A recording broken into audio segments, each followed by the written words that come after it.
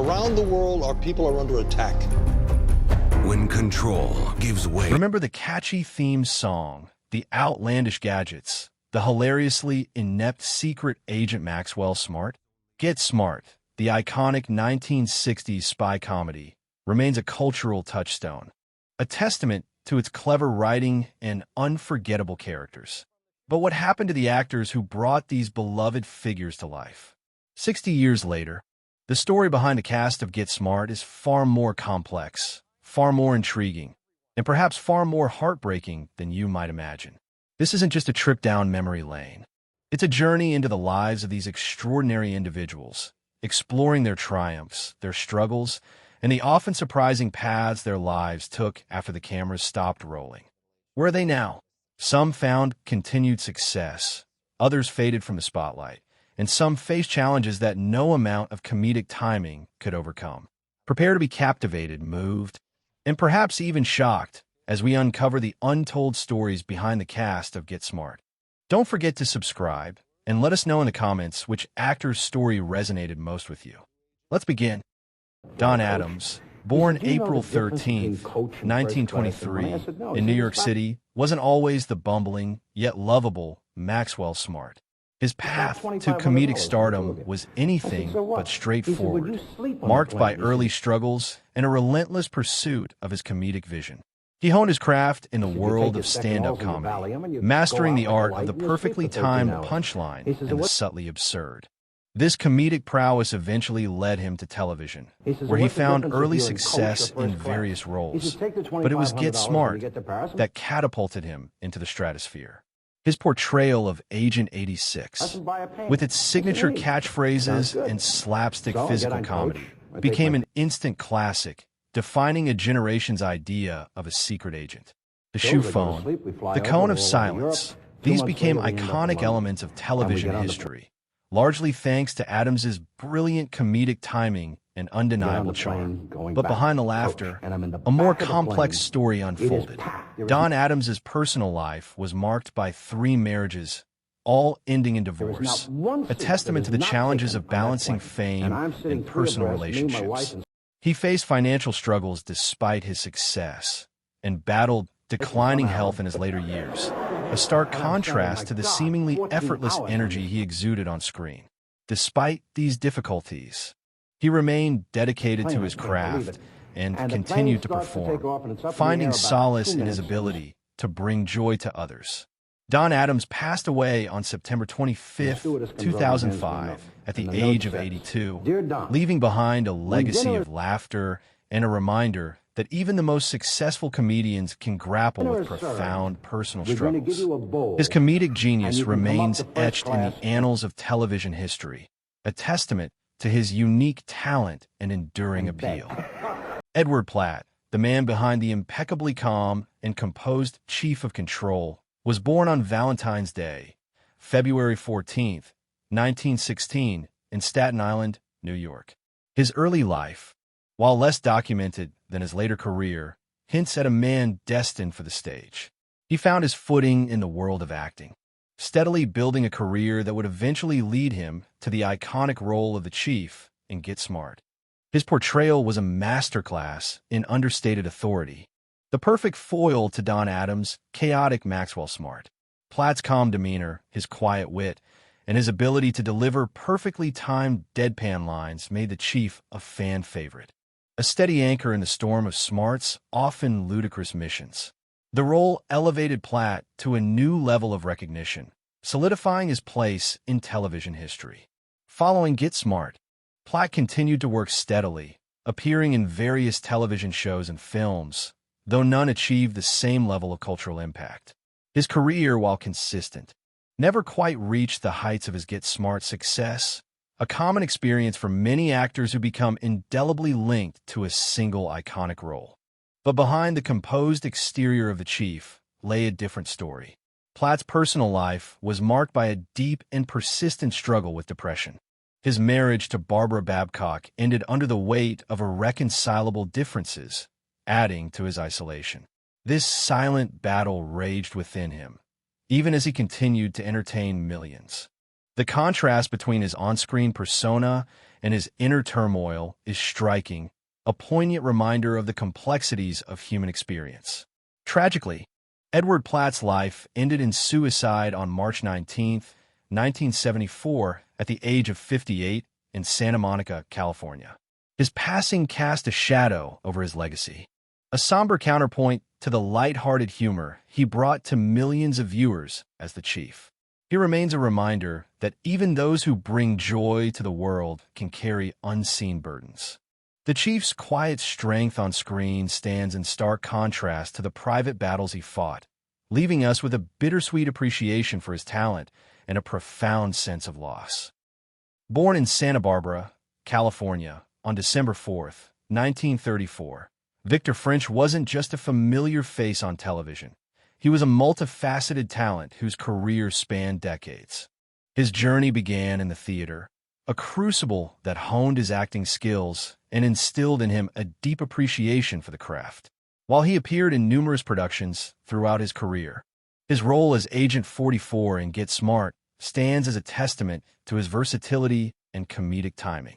He brought a unique charm to the character, a lovable clumsiness that made him instantly relatable, even within the show's already eccentric ensemble. Although Agent 44 wasn't a main character, Victor's performance added a layer of warmth and genuine humor to the series, showcasing his ability to seamlessly blend into the show's chaotic energy while still leaving a lasting impression. Following Get Smart, Victor French continued to work steadily in television and film. He took on diverse roles, demonstrating a remarkable range, from dramatic parts to comedic ones.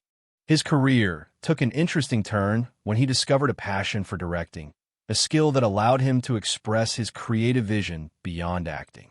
He transitioned to directing several television shows, proving his talent extended behind the camera as well. This shift marked a significant chapter in his career, one that allowed him to remain creatively engaged and contribute significantly to the industry. Sadly, Victor French's personal life was marked by hardships.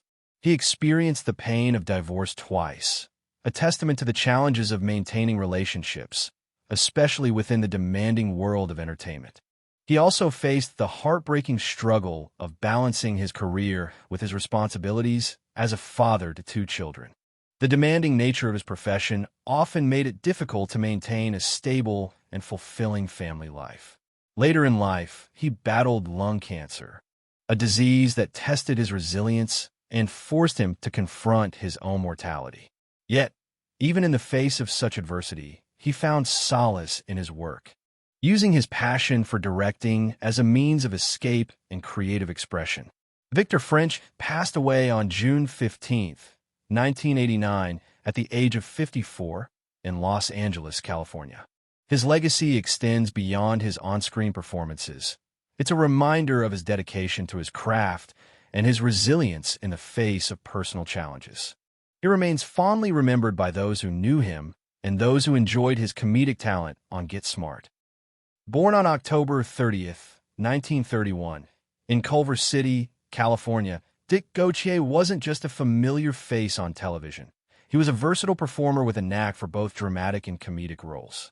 His path to acting wasn't a straight line. It was a journey shaped by his early interest in theater and a natural talent for improvisation. He honed his skills on stage before finding his way to the small screen, where his distinctive persona began to take shape. Then came Get Smart, and the role that would forever be associated with his name, Hemi the Robot. This wasn't your typical robotic character.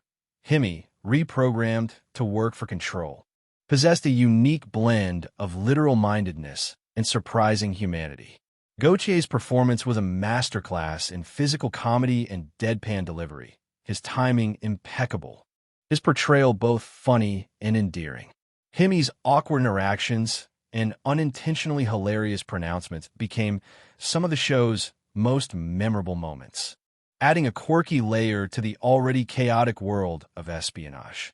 While the role catapulted him to fame, it also cast a long shadow over his future career. After Get Smart, Gautier continued to work, appearing in various television shows and films. However, he never quite replicated the success he found as Hemi. Facing the familiar struggles of an actor seeking consistent work in a competitive industry, he explored other creative avenues, turning to voice acting and painting, seeking solace and fulfillment beyond the demands of the screen. His personal life, however, was marked by a series of 3 marriages, each ending in divorce, a pattern that sadly mirrored the challenges many actors face in balancing the demands of their career with the complexities of personal relationships. While details about his private life remain relatively scarce, the challenges he faced offer a glimpse into the often unseen struggles that accompany life in the entertainment industry. His later years were reportedly impacted by dementia, a condition that gradually diminished his ability to engage in his beloved creative pursuits. Dick Gautier passed away on January 13, 2017, at the age of 85, in Arcadia, California. While his name might not be as instantly recognizable as some of his Get Smart co-stars, his contribution to the show's comedic legacy remains undeniable. He was a talented actor who brought a unique brand of humor to television, leaving behind a legacy of laughter and a reminder of the complexities that lie beneath the surface of even the most memorable performances. From the insult comic king to the hilariously abrasive Sid Crims on Get Smart, Don Rickles was a master of comedic timing, a force of nature who could turn a simple line into a gut-busting punchline. Born in Queens, New York, on May 8, 1926, Rickles wasn't your typical rising star. His path to success was paved with a unique brand of rapid-fire insults and observational humor, a style that defied convention and ultimately made him a legend. His role as Sid Crims, Cows's perpetually exasperated and often outwitted henchman, perfectly showcased his talent for delivering cutting remarks with a twinkle in his eye. Crims, with his signature exasperated sighs and sarcastic retorts, became a fan favorite, adding a layer of chaotic energy to the show. Following Get Smart, Rickles' career continued to flourish. He was a beloved guest on countless talk shows, starred in his own specials, and lent his distinctive voice to animated films and television shows. He was, without a doubt, a comedic icon, a master craftsman who ruled the world of stand-up comedy for decades. Yet behind the laughter and the sharp wit lay a man with a deep well of emotional complexity. He shared a long and seemingly happy marriage with Barbara Rickles, but the devastating loss of their son, Larry, in 2011, from respiratory failure, cast a long shadow over his later years. The pain of losing a child is immeasurable, a wound that never fully heals, and it profoundly affected Rickles. Later in life, he faced his own health battles, including kidney failure and mobility issues, but he continued to perform as long as he could, his love for the stage never fading. Don Rickles' legacy is one of both comedic brilliance and quiet strength. He passed away peacefully on April 6, 2017, at the age of 90, in Beverly Hills, California. His death marked the end of an era, a loss felt by fans and fellow comedians alike. He leaves behind a treasure trove of comedic genius and a reminder that even the sharpest wit can be touched by profound sadness. He was undoubtedly one of a kind. From the eccentric inventor Carlson, whose outlandish gadgets often added to the chaos at control, came the distinctive performance of Stacy Keach Sr., born on May 29, 1914, in Chicago, Illinois. Keach's journey to the small screen was a winding one, marked by a diverse range of roles on stage and screen before landing the memorable part of Carlson in Get Smart. His portrayal of the quirky scientist, with his wild inventions and unpredictable antics, perfectly complemented the show's blend of slapstick and espionage. While his role was supporting, Keach's presence was undeniable, his eccentric energy adding a unique flavor to the control dynamic. Following Get Smart, Keach continued to work steadily, though never quite achieving the same level of widespread recognition. He appeared in various television shows and films, often playing characters with a similar offbeat charm. However, his career path was far from smooth sailing. His personal life, often overshadowed by his professional endeavors, was marked by two tumultuous marriages, both ending in divorce. He battled a severe alcohol addiction, an affliction that unfortunately cast a long shadow over his later years, leading to a DUI arrest and impacting his health. Tragically, this struggle took a toll, contributing to his declining health and eventual passing. In his final years, amidst the turmoil, he found solace in the simple act of watching classic films, a gentle escape from the complexities of his life. Stacy Keach Sr. passed away on February 13, 2003, at the age of 88 in Burbank, California, leaving behind a legacy that extends beyond the memorable gadgets of Carlson, reminding us of the often hidden struggles behind the smiles on screen. King Moody. The name itself evokes a certain regal absurdity, perfectly fitting for the character he brought to life on Get Smart. Born on December 6, 1929, in New York City, Moody's journey to the world of acting wasn't a straightforward one. His early life remains somewhat shrouded in mystery, but his talent was undeniable, leading him to a career that would eventually intersect with the chaotic world of Control. In Get Smart, Moody played Starker, the perpetually hapless henchman for KOS. Starker's clumsiness, his consistently unsuccessful schemes, and his almost comical ineptitude provided a perfect counterpoint to the show's sharper wit and more sophisticated villains. While not a leading role, Starker was a crucial component of the show's comedic engine, his every failure a source of amusement for audiences.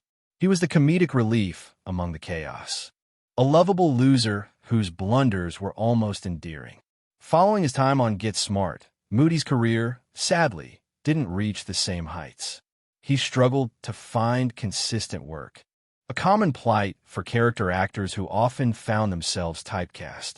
The lack of steady employment contributed to the downward spiral that would ultimately mark the latter years of his life. Moody's personal life was, unfortunately, marked by significant challenges. He married twice, both marriages ending in divorce. Alcoholism became a significant issue, fueling his struggles and exacerbating his already precarious financial situation. As his career faltered and his personal life unraveled, Moody retreated further into isolation, battling depression in the shadows. He passed away on February 7, 2001, in Los Angeles, at the age of 71, succumbing to complications brought on by years of alcohol abuse. His story is a poignant reminder of the fragility of life, even for those who brought so much laughter to the world. The comedic genius he displayed on screen was tragically overshadowed by a private life filled with hardship and unseen struggles. Born on October 25, 1918, in Lowell, Massachusetts, Milton Selzer wasn't a household name like some of his Get Smart colleagues, but his contributions to the show's quirky humor were undeniable. He carved a niche for himself as Parker, a recurring character known for his often absurd plans and endearing awkwardness. Selzer's comedic timing was impeccable. He possessed a natural ability to deliver even the most outlandish lines with a perfectly understated charm that perfectly complemented the show's overall tone. His performances weren't flashy, but they were consistently funny, adding a layer of unpredictable spontaneity to the already chaotic world of Control. After Get Smart, Selzer's career didn't exactly explode.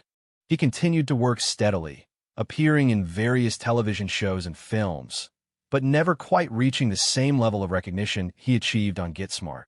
His later roles were often smaller, less prominent, but he continued to contribute to the world of entertainment in his own quiet way. But behind the scenes, Selzer's personal life was marked by a quiet sadness. He married twice, both marriages ending in divorce. The second, in particular, left him feeling deeply withdrawn and insecure, straining his relationships with his family. These personal struggles, though kept largely private, cast a shadow over his later years. In his twilight years, grappling with increasing lung problems, he found solace in the simple act of reading, escaping into the worlds of books as a way to combat the growing loneliness that surrounded him. Milton Seltzer passed away on October 21st, 2006, in Santa Monica, California, at the age of 87, due to health complications.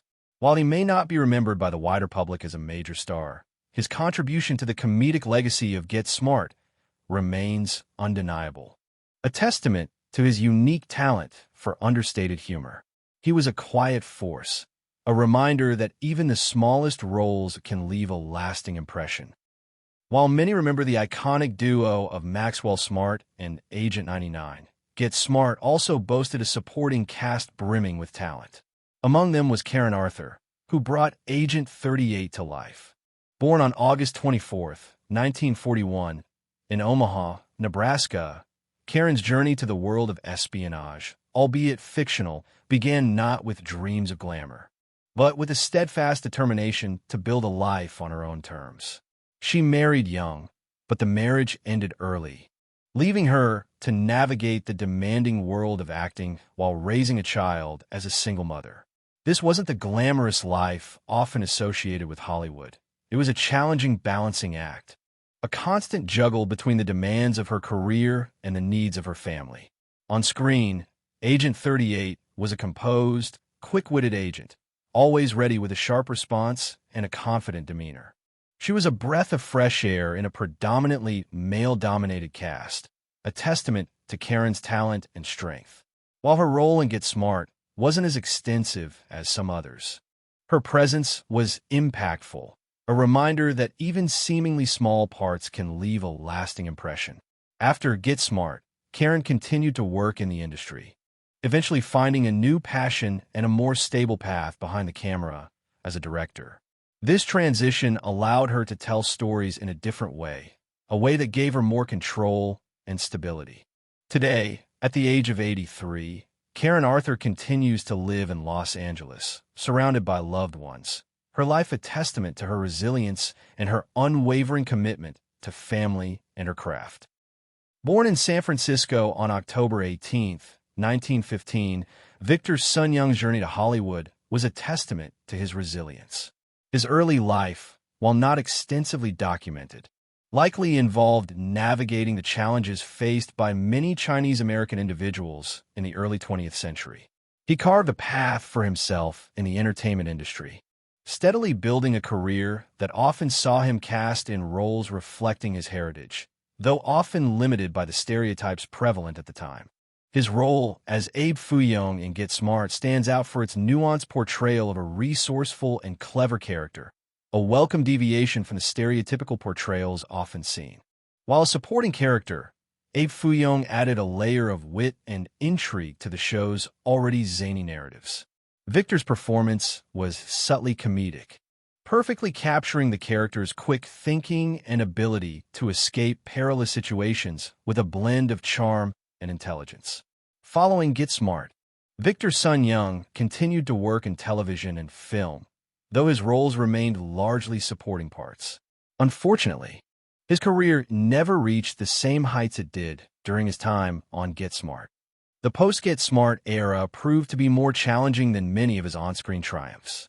The personal life of Victor Sun Young was marked by a short-lived marriage that ended in divorce and a life largely lived alone, without children. He faced significant financial struggles, forcing him to work as a chef to make ends meet, a stark contrast to the glamorous world of Hollywood. He often worked behind the scenes, a quiet and unassuming presence far from the spotlight. This period of his life underscores the often unseen challenges faced by many actors, highlighting the precarious nature of a career dependent on fleeting opportunities. Victor Sun Young passed away on November 1st, 1980, at the age of 65 in North Hollywood, California, from carbon monoxide poisoning. A tragic and unexpected end to a life marked by both quiet determination and persistent hardship. His legacy remains a reminder of the talented individuals who contributed to the success of Get Smart and the often unseen struggles they faced behind the laughter and intrigue. From the Around bumbling the world, our genius people of are under Maxwell attack. Smart to the unwavering When composure control of the chief, gives way. the cast of Get Smart gifted us with laughter and unforgettable characters. But their journeys beyond the soundstage reveal a poignant truth. The complexities of life often overshadow even the brightest spotlight.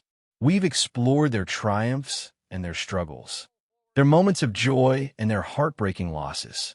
We've seen how fame, while offering moments of exhilaration, can also cast a long shadow, bringing unexpected challenges and heartache. These stories are a reminder that even those who bring laughter to millions can carry their own burdens, their own quiet sorrows. The legacy of Get Smart endures, a testament to the enduring power of humor and well-crafted storytelling. Yet, it's the human stories behind the characters, the complexities of their lives, that truly resonate. Who surprised you the most? Which story touched your heart? Share your thoughts in the comments below. And don't forget to subscribe for more captivating stories of the silver screen's unforgettable stars. Thank you for joining us on this journey.